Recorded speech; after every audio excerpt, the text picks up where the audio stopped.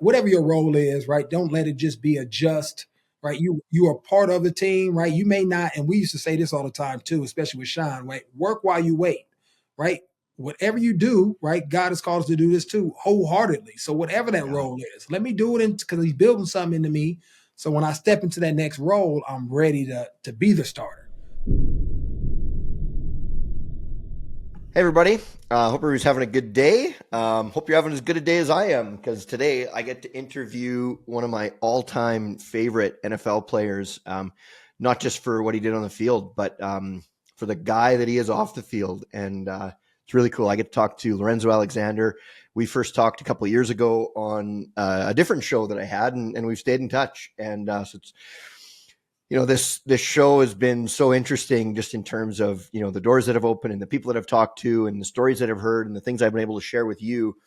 And today is going to be pretty high on that list. So with that said, new episode, Army of Great Men. Let's go.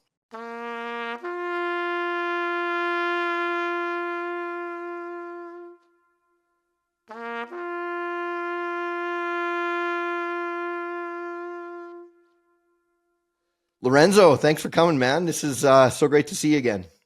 Yeah, good seeing you too, brother. It's, I guess it's been a while since we've talked last. I know we've been trying to get together with the golf joint. That hasn't quite worked out, but definitely going to get on one of those trips here time soon.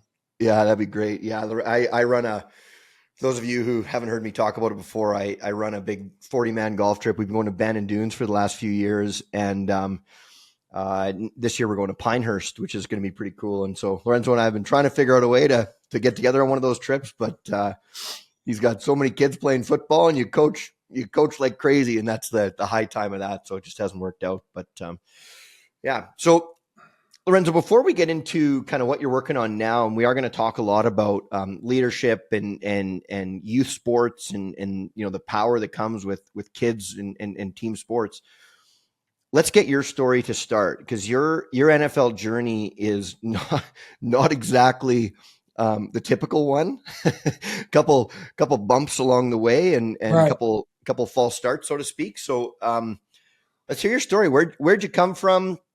Where'd you go to school? Let's talk about the whole story. Yeah. Yeah. And I grew up in Oakland, California, single parent household. My uncle played a significant role in my life as my father figure, as far as raising me and really showing me what a man looks like throughout that course of that time. But from really at my early stages, I was a really good athlete, really good student as well. And there was always something that was the standard in my household, was that we were going to have a strong education experience. And you were going to invest just as much time in the classroom that you were on the football field, or back in the day when I thought I was going to be the next Barkley, on the basketball court. So it was just a fun time growing up in Oakland. It was a crazy time, because if you think about late 80s, crack epidemic, East Oakland, when you think about what the Bay Area is, it wasn't the safest environment, but because I had nothing but love, I had a great support system, as I just mentioned, from my mom and my uncle, as well as other family members and friends that really supported me through that process.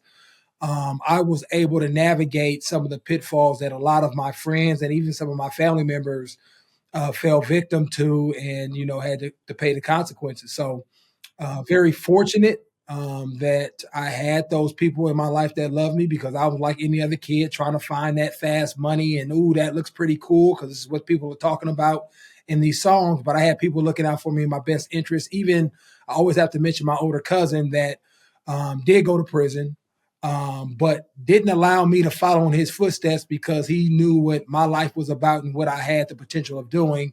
And so always made sure that I was going to school, playing ball, and, like big cousins do, if I see you in these streets, you're going to have to deal with me type of mentality. So something I definitely didn't want to do, but I'm very appreciative of having those people in my life, because everybody doesn't have that, right? Yeah, you hear a lot of these stories of people trying to pull people where they're at, because whether they're jealous or they don't really see or want good things for you because they couldn't create them for themselves. Yep. I was blessed to have a cousin that didn't want that for me. So, that was kind of like my childhood experience in a lot of different ways, just kind of zooming through it, but ended up going to St. Mary's High School, did really well there, was a parade All-American, ended up going to Cal, And you talk about, hiccups or false starts, going through the valley, which I think, I've been listening to a lot of podcasts recently and heard somebody preaching about this.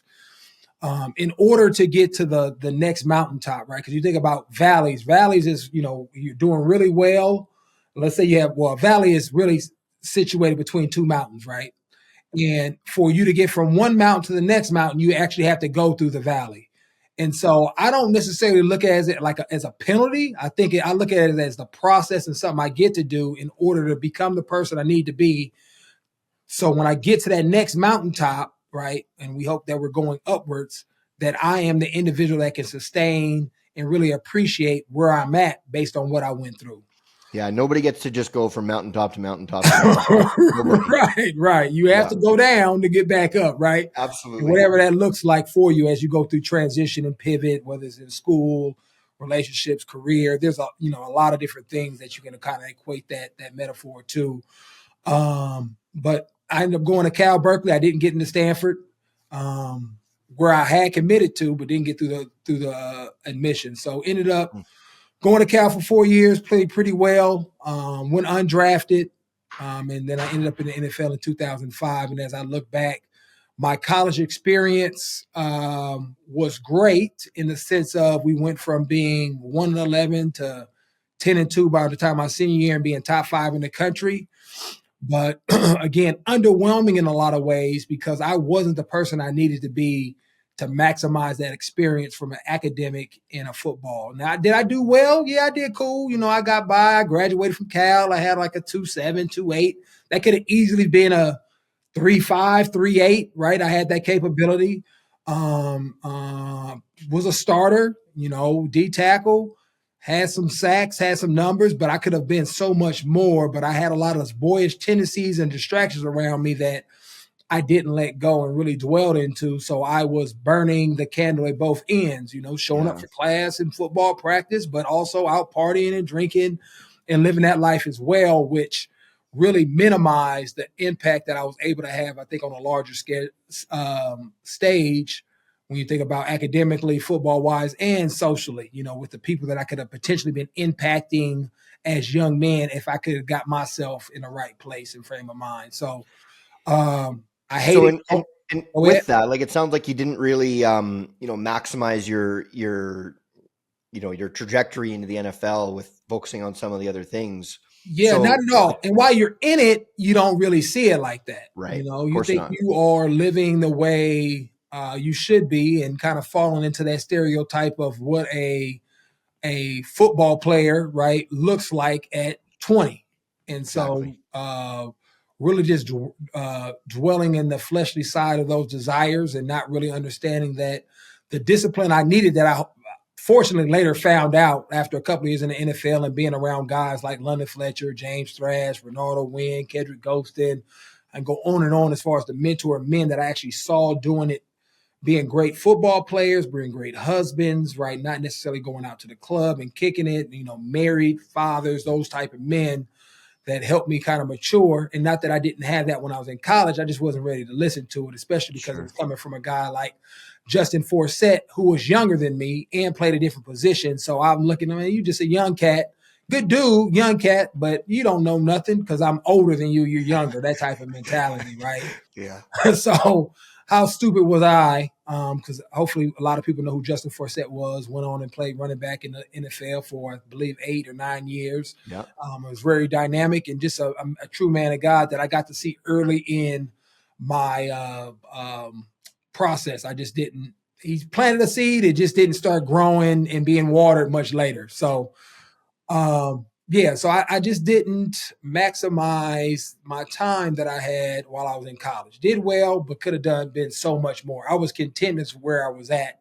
And it wasn't until I, went undrafted, got cut a couple of times because I still really didn't change. And I ended up in Washington to where I was then being mentored essentially intentionally by, Antoine Randall, James Thrash, team chaplain by the name of Pastor Brett, that could see God's hand on my life and what he had made me to be, and that I was living underneath that, but did it in such a loving way, consistent way, I think in an integral way where I gravitated towards them and really allowed them to mentor and ultimately ended up giving my life to Christ.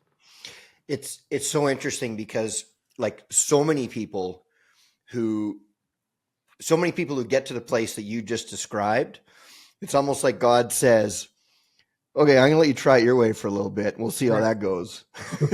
And Right. then you find out it doesn't work, and it's like, hey, Yep. maybe let's try it my way for a second, and let's see if that gives you a better chance. And it did.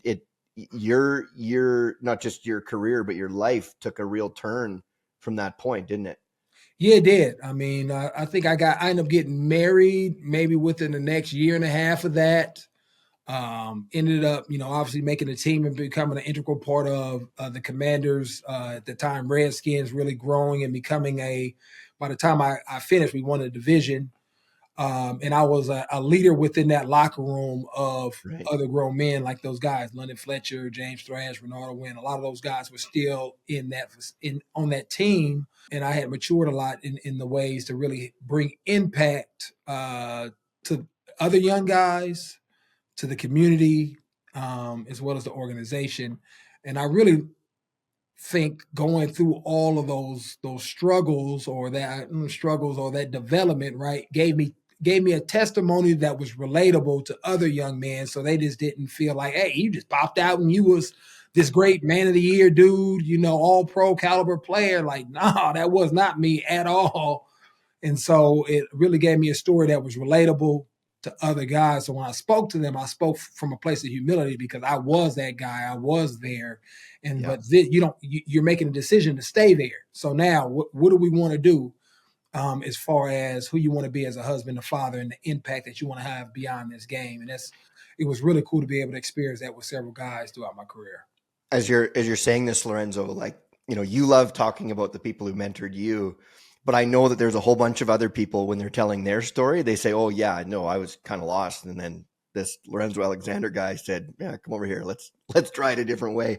Yeah. And, I know, you're such a humble guy and you're far more inclined to thank and praise the people that helped you. But, I know that there's a very long list of people that speak about you in that same light. I know that's something you take a lot of pride in. You were nominated for the Walter Payton Man of the Year how many times? 5 times. And the Five cool thing times. about that is like your teammates nominate you. So, and the people that have been in locker rooms that have played sports, you understand like guys are very authentic and they like real cats, right? Yeah. And they see right through who you are because you can't put on a facade that long, right? Yep. Every day, all day. I've seen you when worst of times, best of times. And so it just showed consistency in who I was or who I become, and who I was to those people as well as the community. So that was the coolest thing. And you mentioned, guys, you really don't even realize the impact. And this is why, I just take so much, I don't say pride in impacting people, but pride in being the person I need to be to impact people because they're always watching. So whether it's your kids, which we know are always watching you, you're right. You talk about your spouse or the community, but guys in that locker room, like, how are you moving? What you telling me? Is it lining up, man? Do I see you going out to the club? What are you doing? Are you being faithful to your wife? All those things that you don't think people are even aware of while you're hanging out and talking and what you're saying. They're really observing you, right? And trying to see, is this dude you talking about Jesus? Is he worth it? Right? They're trying to, Right. make all that, based on your example. And so just always trying to make sure, not that I'm perfect, right? But I'm always have the greatest intentions in allowing Jesus Christ to live through me so that other people can be impacted.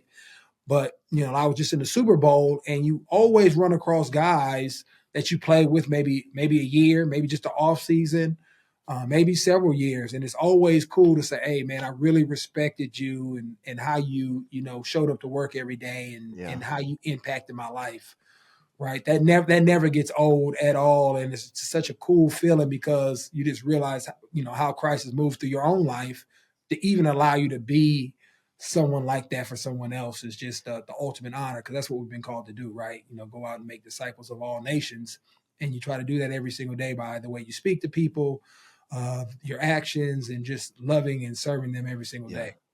day. Lorenzo, are you seeing like like, and I know it's not just in the football world, it's everywhere. Like Bible sales are, like in Canada, I think I read the other day that Bible sales are the highest they've been in like 50 years or something. And Oh, there wow. seems to be this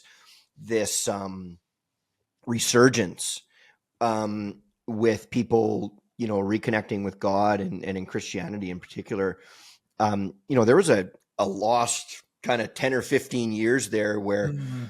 you didn't hear players thanking God or thanking Jesus or whatever, after they'd win or at a press conference. Like, you wouldn't hear it that much.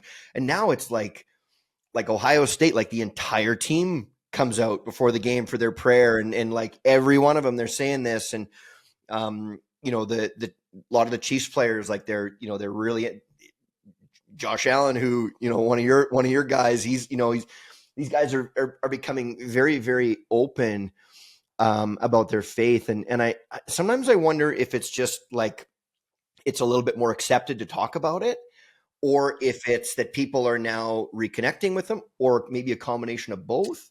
I would But it say, seems like it's really got more momentum, and like guys are just so proud of their relationship with yeah, Jesus I now. It's think you have a fascinating. bigger platform, right? And then the guys, I think it's a whole bunch of things that you're talking about, right? I think Yeah.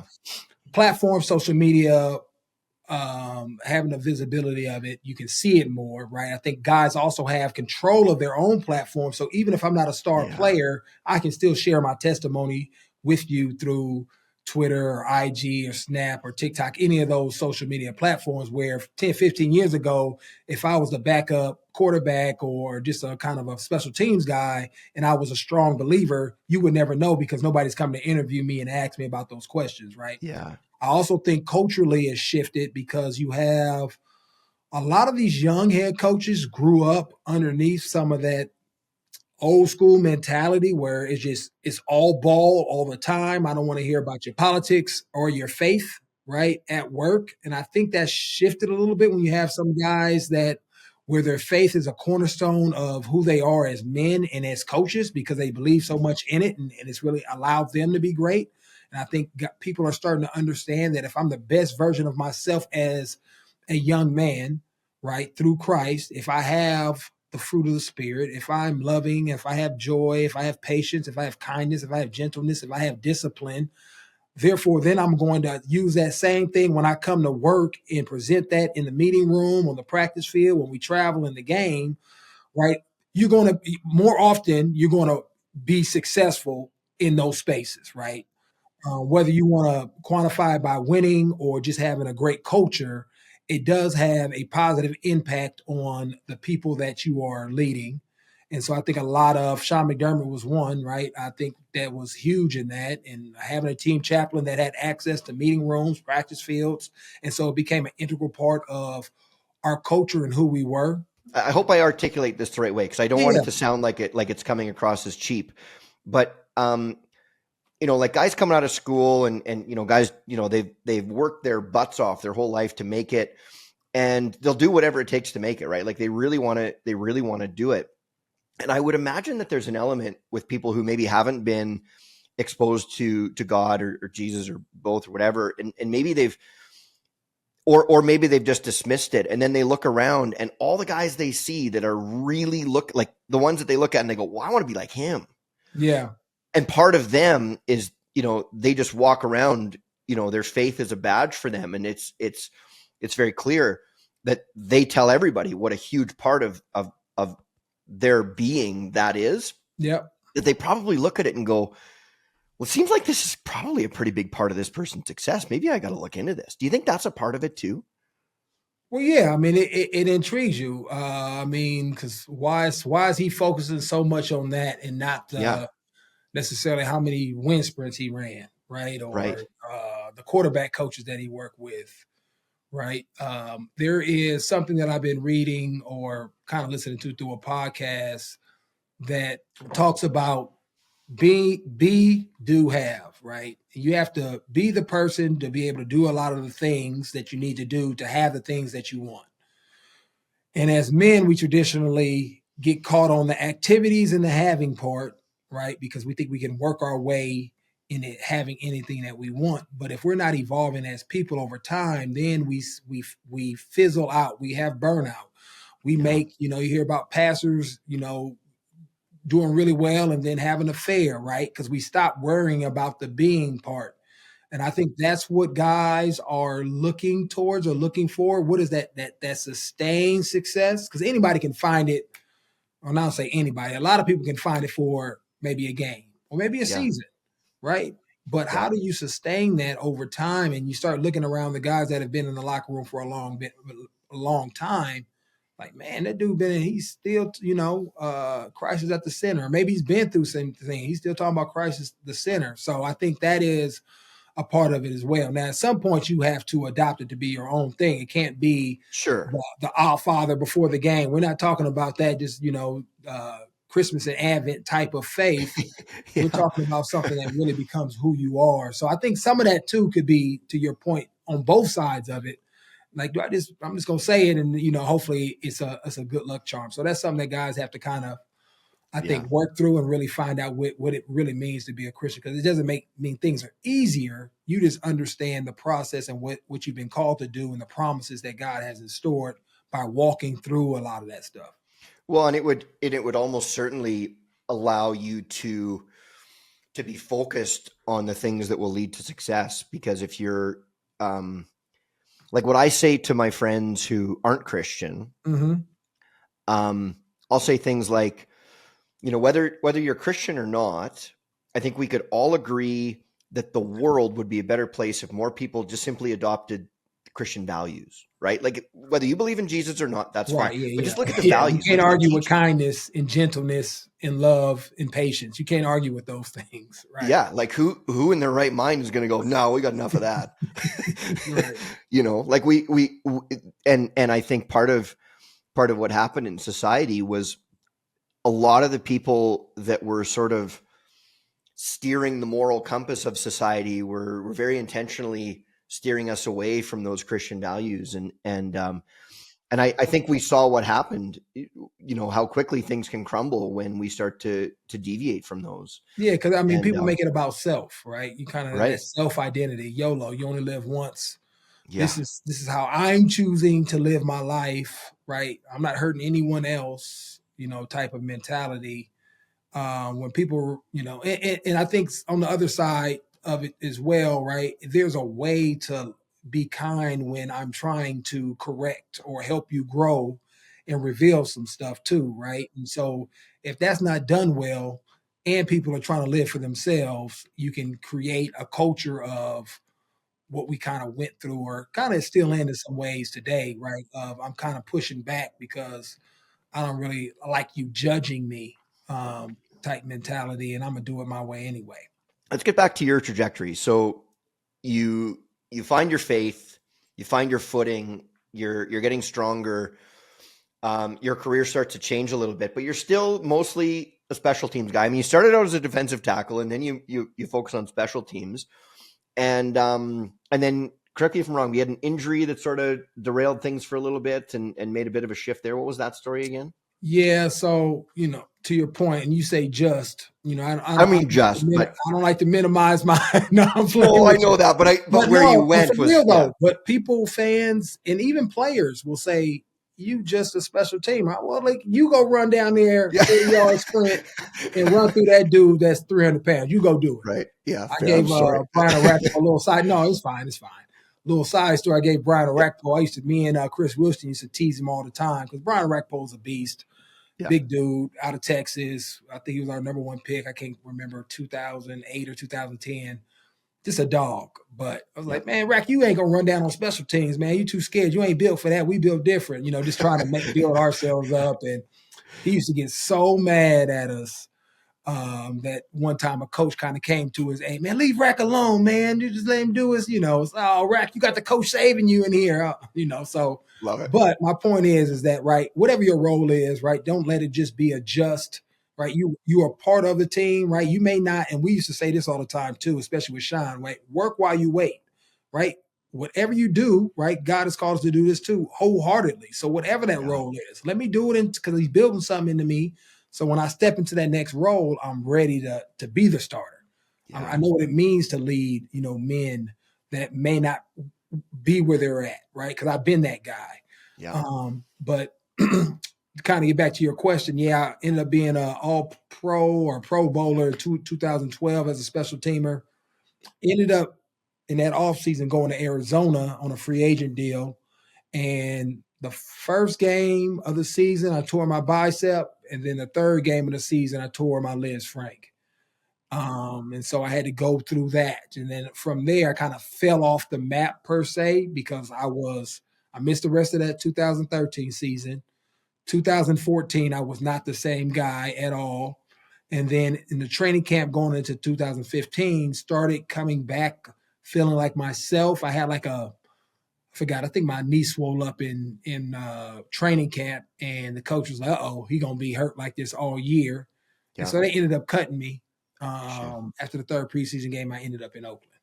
So Right. that kind of, like that 3 or 4 year period where people kind of forgot, coming off that Pro Bowl year, who I was as a player, and kind of bursted back on the scenes in Oakland, really got healthy, playing a lot of special teams, limited role on defense, but you could see that I was a good defensive player when they gave me opportunities. And then 2016, first year in Buffalo, um, things kind of, we had a guy get released, we had a guy get hurt, and I was thrusted into the starting role and really just took it by the horns and didn't look back and just really succeeded that year and had 12 and a half sacks and played special teams too. And it was just a really fun year to kind of reintroduce myself to the NFL as far as this is the type of player I can be as far as production on the field, if given the opportunity. Yeah, and then you really went somewhere. And I like as you're saying that, like I'm having flashbacks to me texting my buddy Pep. We're like, who's this Alexander? We were watching him preseason. We're going, who's this Alexander guy? And he's like, I don't know why. And he's like, well, he just keeps making like because you had a couple of sacks in preseason and Right. things were moving. And we're going like we're trying to figure it out. We're like, did we draft this guy? Like, where'd this guy come from? And then, of course, like you've been around for a while, but you had those, those sort of lost years and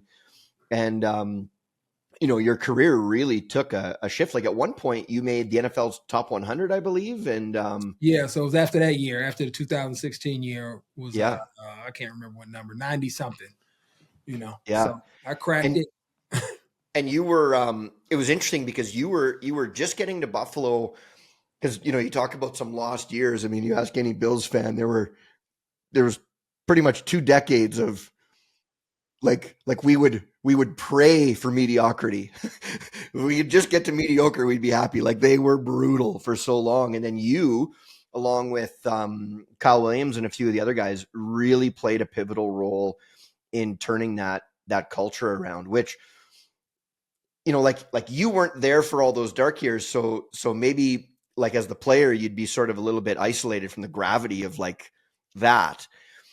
But there I'm sure that there was it had to be very deliberate when you guys turned that culture around, and the leaders must have played a massive role in helping to reestablish habits within that team. Talk about that. Yeah, I Like, what mean, was I that think like? sometimes culture gets away from you, especially if it's not coming from top down the right Yeah, way.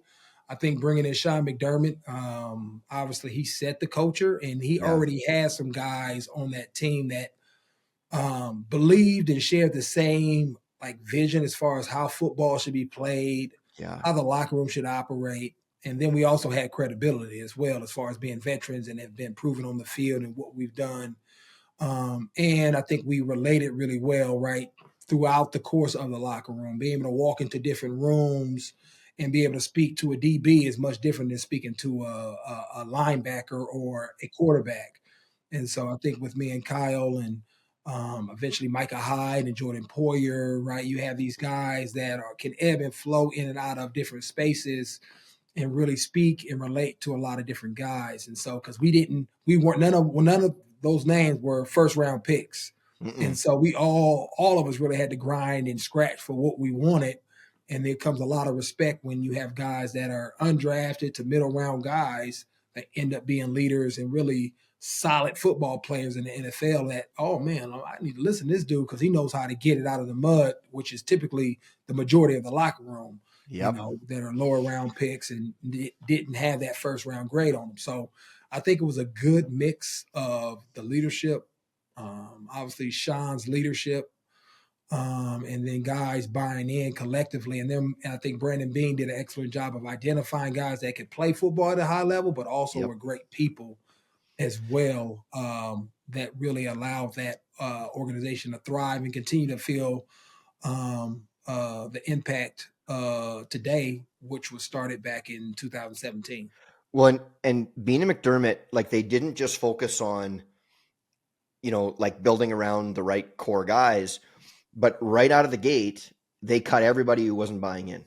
Like, Sammy Watkins gone, Marcel Darius gone, like, and with huge cap hits when they did that, Right. like it cost the team a lot. And so in that first year, every fan is like, okay, we're rebuilding, like, and then sure enough, that was the year that you guys broke the 17-year playoff drought, which shocked everybody, right? Because after you guys made those cuts, like, but it must have sent sort of shockwaves to the locker room, because those were the high draft picks on the Bills, like, Yeah. a couple of top 10 picks and some extremely talented guys. But McDermott said, like, look, this is the culture. This is what we're doing. Right. Like, we're not messing around here.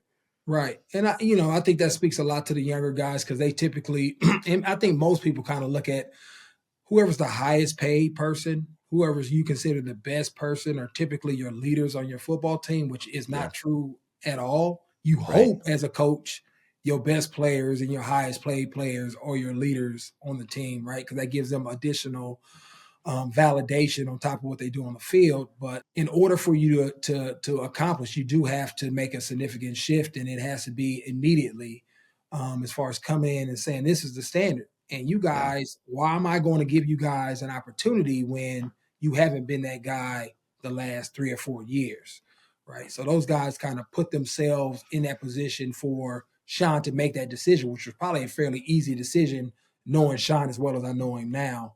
There was no second thoughts about it, right? Because I think most guys, especially a guy like Sean, who's had to, scratch his way, up as well. It was nothing given to him.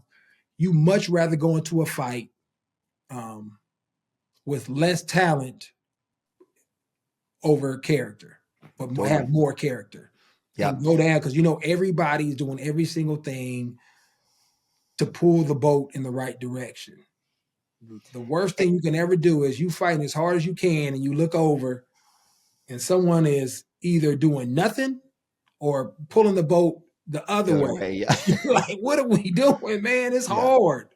This Yeah. is too hard to be doing this. People got livelihoods that are worried about this, and you go in the opposite direction, right? And so when you have guys who haven't matured and are doing things because it's all about them, I think they put themselves in a position to move away from a lot easier than not. Um, and especially when you have a new head coach and GM, because they don't really have any tie, and they have some time now, Yep. right, to get over those cap hits, because they're starting from scratch really and make Yep. this team in their own image. It really speaks to the character of the leadership, and we're going to use this to transition in what you're doing now when you're coaching your kids. But it's, as the coach, it's easiest to just put the most talented people on the field and just do it because it's the easiest, right? And it's hard to say to a guy who's got this much talent that, I'm sorry, you're taking a back seat to this guy who's got a fraction of your talent, but he worked his ass off to get here, so he's playing, you're not. It's hard to do. But the biggest one, I think, one of the biggest things as a leader that you can do to hurt somebody is to not teach them that there's consequences for giving less than their all, right? Because if you've got these guys that they coasted in the league, I don't care what sport you're talking about, or business or whatever, these guys that they get there because they're so talented, and then they think that they can just keep doing that while not giving it their all. You're doing them a tremendous disservice by not teaching them consequences for putting in a half-assed effort. It just doesn't work. Yeah, So, I mean, and to your point, you still see that a lot on the youth level, because that's where it starts at, right? By the time you're a exactly. grown man, that's just that's who you are, because people have allowed you to be like that. Exactly. And you need that tough love at a much earlier age. And that's why I love coaching youth sports, because you help build that foundation that's going to transcend however long they end up deciding to play football or basketball or baseball. Really is a life principle of everything you do, you need to do it wholeheartedly. I don't care who's standing next across from you. I don't care if it's Michael Jordan or somebody you don't even know, some no-name person, right? Those are external circumstances. You need to play with integrity every game. You need to show up and give everything you have every single time, regardless of how easy or hard you think it's going to be. Yeah. It's And everything. that's where the true, right? You talk about the competition is within, it's not external at all. Exactly. Man, I'm just having flashbacks when I was coaching my kids hockey, and you know, like I remember one time we had a coach that it was just all about, you know, the most talented players, Yeah, yeah. and that's fine. You don't win anything. Like, you're just not Right. going to win. Like, there's no, you know, talent without character is just a waste of time, right? It Yep. really is. Yep. And what it does is it sends a message to everybody else that no, I don't value effort and work, and this, I value talent. Well, you can only do so much about your own talent. So, like, then if you're one of the kids that isn't the brightest star, you're like, well, what am I doing here? Like, you know, and you're sending some very dangerous messages to these kids at times that, frankly, you know, these are their formative years, right? Like, this is when they become who they are. And so, you know, like, we talk about teachers and mentors and things like that, and those are all there. But, you know, youth sports and the leadership that devotes their time to youth sports. I mean, this is the fabric of society. Like, so in my day job, like, I work in the financial world, and I don't know how many people I've interviewed out of school, like, I don't know, 100. I could tell, men or women, I could tell within the first 30 seconds of talking to them if they played youth sports as a kid. You can spot it 1,000 miles away, Right, right, right? right. Yep. You can see who's a team player, who gets it, who's looking to find their role versus trying to figure out what you can do for them. Right. Right? You can spot it Yeah. 1,000 miles away. It's just so easy.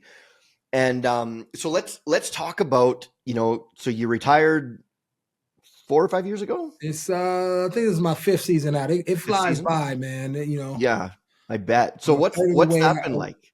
It's been great. I mean, for the most part, you know, the transition for me was really good in the sense of, I hate that it was in COVID, but I didn't have to rush into the next thing. You know, Sure. we talk to guys.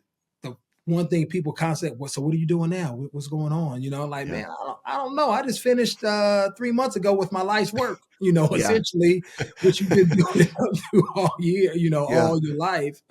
Can I have some time to decompress and figure it out? And Yeah. so COVID allowed me to do that. But I think I grew up as a coach's kid. My uncle was a coach, high school football coach, coached me from T-ball all the way through high school.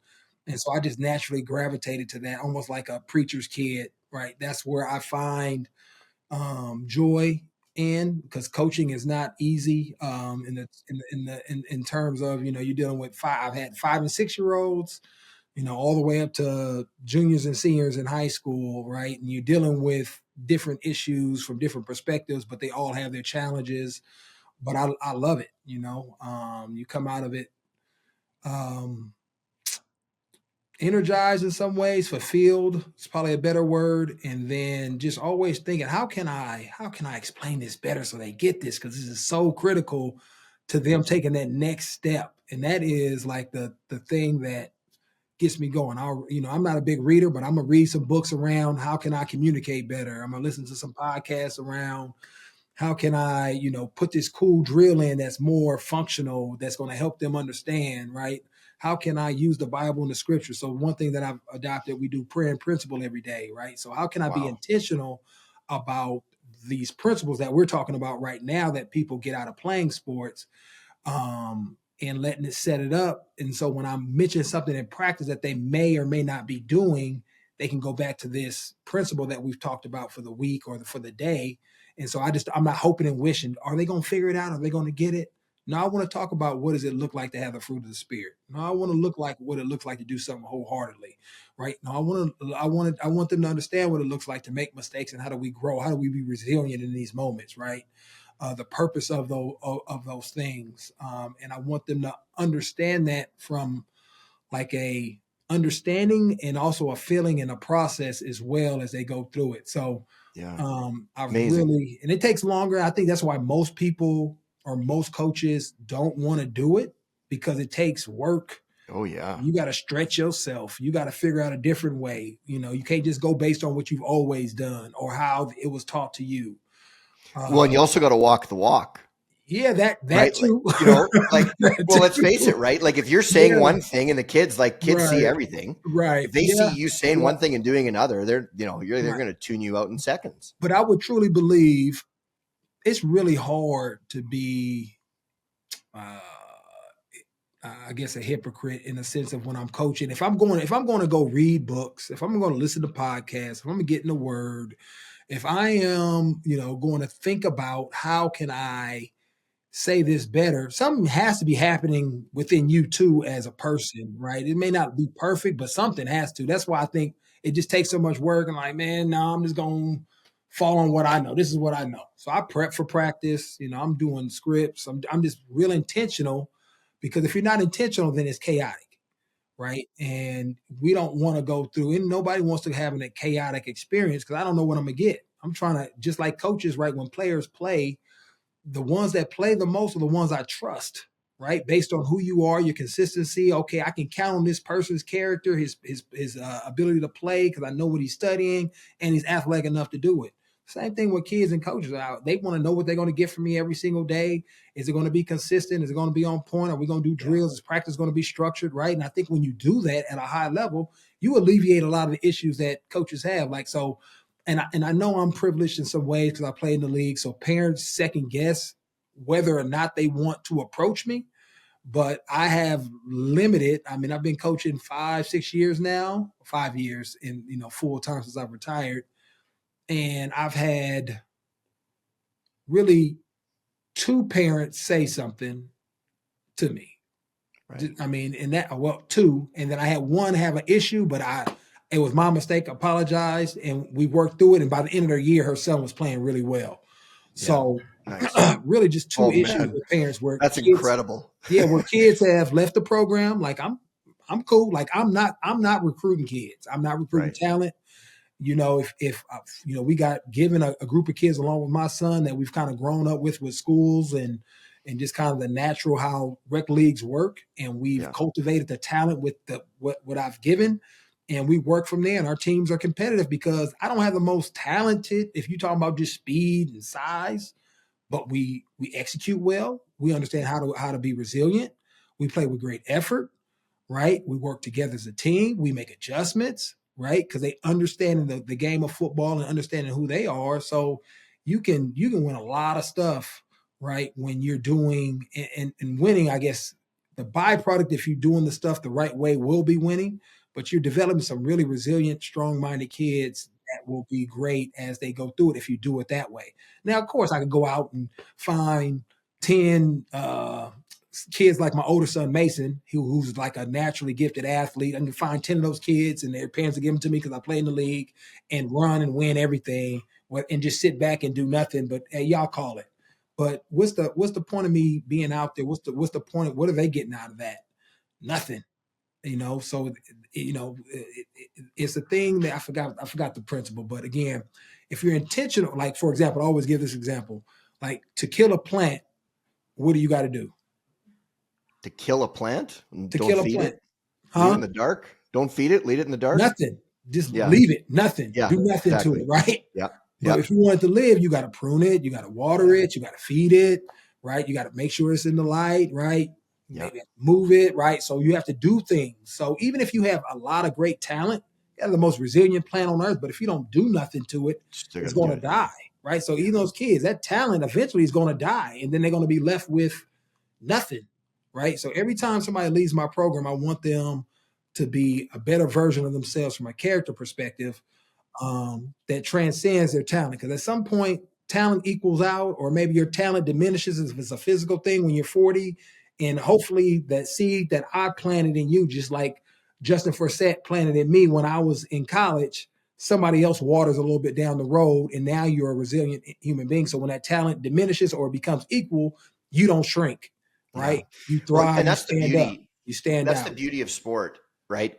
Because the truth is, like if you coach for 20 years in youth football, like you might have a handful of kids that even, go to a big college, let alone the Right. NFL, right? Like it's a very, it's a hard thing to get through. But every one of them is going to grow up to be an adult and hopefully a father and a friend and like all the things that make men men. Right. And so, while the things that you teach them on the field may not lead them to an NFL career or a CFL career, any kind of career, it's gonna it's gonna impact their ability to be a strong functioning male role model for the people that look up to them when they're in that position. So it's not just about the sport. The sport to me is just the vehicle to help these to help men become great men. With what we're talking about here, with all of this stuff, I mean, I love listening to you talk about your valleys. We started off this thing by talking about the valleys and the mountains, and some of the things that decisions you made that led to valleys, and other things that just happen to you. You get injured, you can't control that. Right. Do you ever think about what you wish you could say to a 20-year-old Lorenzo Alexander?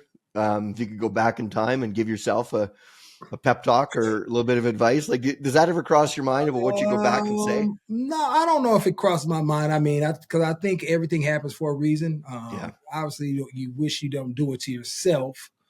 Hang out with Justin Forsett more. Yeah. Get around the right people that are doing the things right. I think you don't have to. Probably the biggest thing is probably you don't have to fit into what people think you should be, right? Yeah. And that's something that, again, you new things that you learn, right? Because we always hear, right? I'll let you finish, right? Winners never what? Winners never quit. Exactly, which is a complete lie, right? Right.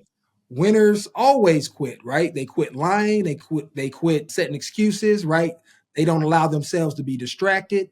They don't allow external circumstances to impact them, right? They quit that. And so when I say external circumstances, what people think of you, right? Their opinion, and then what other people are doing.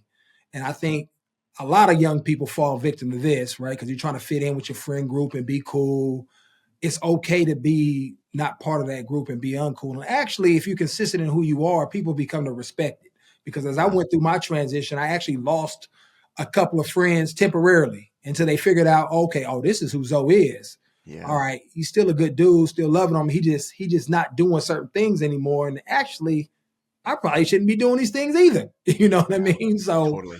Yeah. But it's really hard when you're in that space at that time to go against the grain. And I wish I had the confidence to be able to do that. And so that's one of the things I really focus on my kids. And they still fall victim to it at times, right? But making sure they understand, hey, you need to be a leader. Understand who you are, who God's made you to be. And when you're making these decisions, are they aligning with those things? Right? And are they aligning with what you say you want to do in life? And I don't think I ever had like that type of discernment or wisdom where I was making these decisions. I was just making them, just, not even really just kind of going with the flow, as you would say. So, and it wasn't a thought. I was just in the moment and living it up, and it felt good. So it must be good.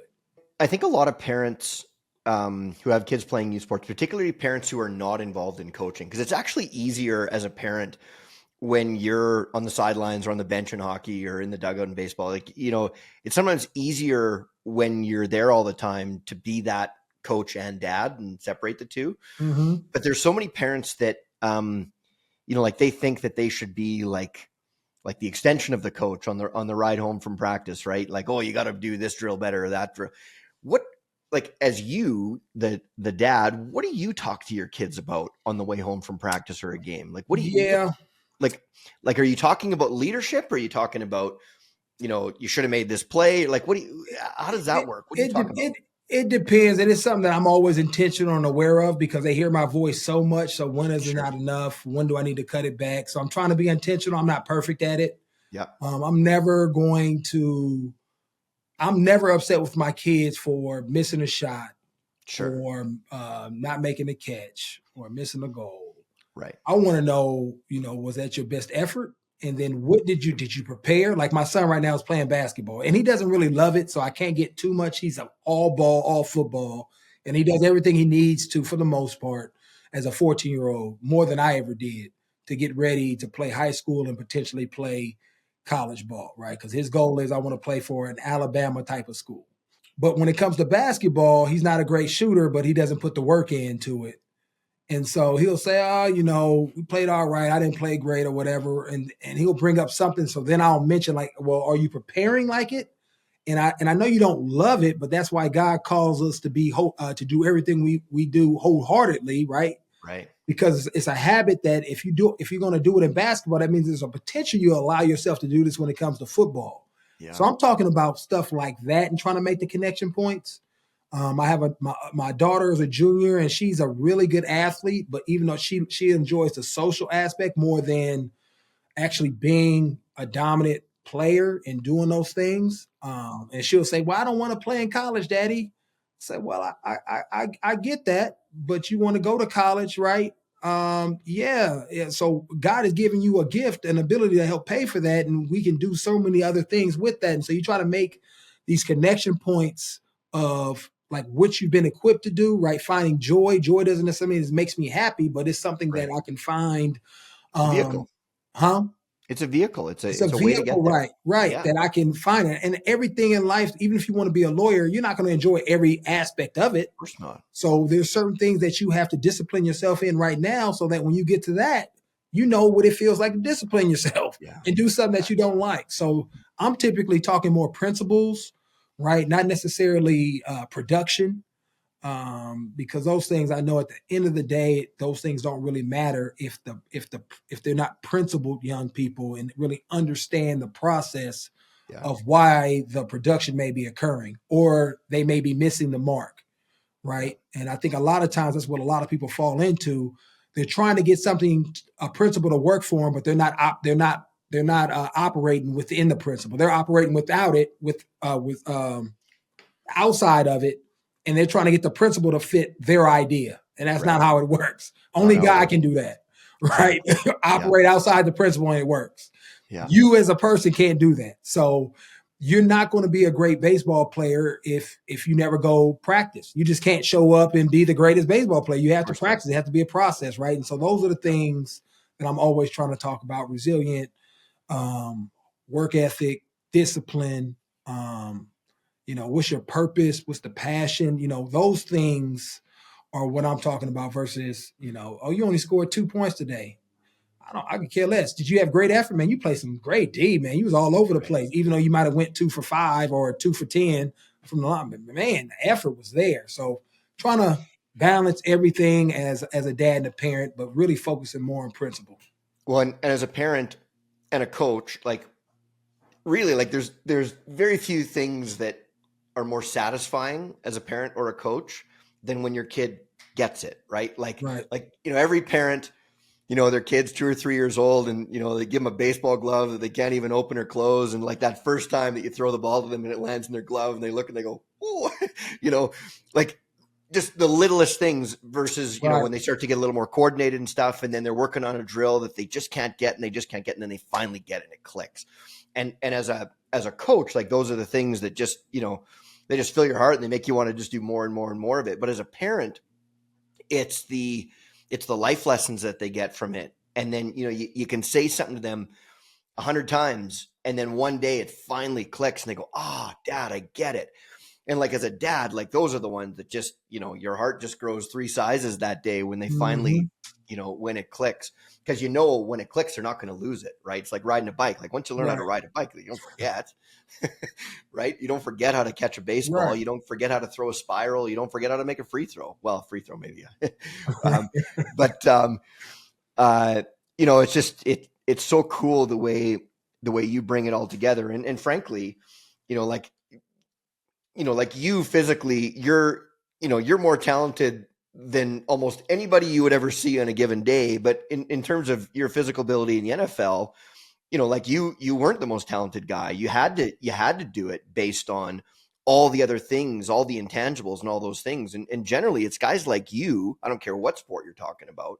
It's generally guys like you who end up being the best coaches and the best mentors and the guys, because they had to do all those other things to make it. They couldn't just rely on being the third overall draft pick and, having, all world talent in every way. You got to know how to do all the other things. And that's what it takes for everybody else to win. So, and actually with that said, like when your kids are a little older, do you have goals and aspirations to take your coaching to a different level? Do you have any desire to coach at a higher level? No, I mean, it's too much fluidity in that. I mean, I guess if you get with the right people, if you get at Sean McDermott at the beginning of this tenure, you're going to be in Buffalo for 7 or 8 years. Yeah. But to move around, I don't really like that. I'd much rather be like high school level, right? Where you're really impacting, building a foundation, and you're going to be there for a long time. That part of my life, because of the way I've lived and having to move around, really just want to be rooted to where you can really build a legacy and look up, 30, 40 years later as an assistant coach where you've impacted young men. I think a lot of that vision comes from my uncle. That's what he's done in Oakland, California, at my alma mater, St. Mary's. And then he's kind of bounced around to some high schools in the Oakland area, in the Bay Area. And he's impacted thousands of young men. And, nobody knows his name. Yeah. But he lives and breathes impacting young offense and defensive linemen, and so that's what it's all about to me. And I think that's because that's what he modeled, and he's had such a big impact. And again, it's not about who he is, but what he's been able to do, allowing Christ to work through him. Yeah, I love it. It's so inspirational. And, like when my kids quit hockey, I don't know who was more sad about it. We sort of, when COVID hit, we just sort of, just didn't really work anymore. And they were kind of getting to that age where they were going to have to make a decision. And it was a sad day when that ended. And, I'm still really close to my boys. I spend all the time in the world, but there's like, as a dad, like it doesn't get better than when you get to coach your kids. Right. And you get like, cause those years, I mean, they go by like that, right? Like so fast.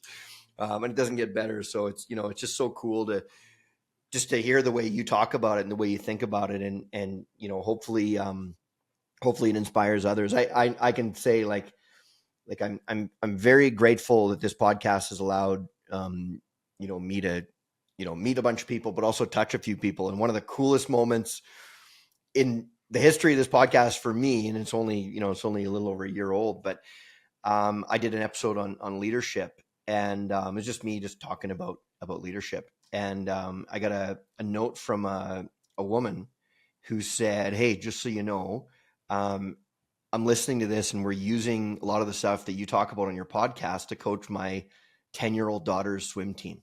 Nice. And I was like, oh my God, like that, like, right. Like it just made me want to just record 1,000 more episodes that day. Right. Cause, you do this cause you love people, and you're doing this because you love people, and you want to give back to these kids that in ways that, your uncle and other mentors did to you. And so, it's just so awesome. And I love the way you talk about your relationship with Christ and the impact that's made on you and your family and how it spreads. So Lorenzo, it's so cool to talk to you again. I'm so grateful for you coming on and spending some of your time. I know you're a busy guy, and hopefully we can make that golf trip work one of these days. I'm gonna have to organize one, not during football season. Maybe we'll do right. Yeah. For sure. No, I appreciate you, Adam. Thank you for the platform. It's been a blessing, and so look forward to, like you said, linking up at some point, or you can just come out here to AZ, the golf mecca of the world, and come here and play. My usual spring trip, I usually go down to a member guest in Fountain Hills, but they're doing a full reno of the golf course. They tore up every blade of grass this year, so this year's off, but next year I'll be there. But yeah, I'll have to get down there and we'll tip it up for sure. All right, sounds good, brother. Thanks, brother. Good to see you. Take care. All right, thank you.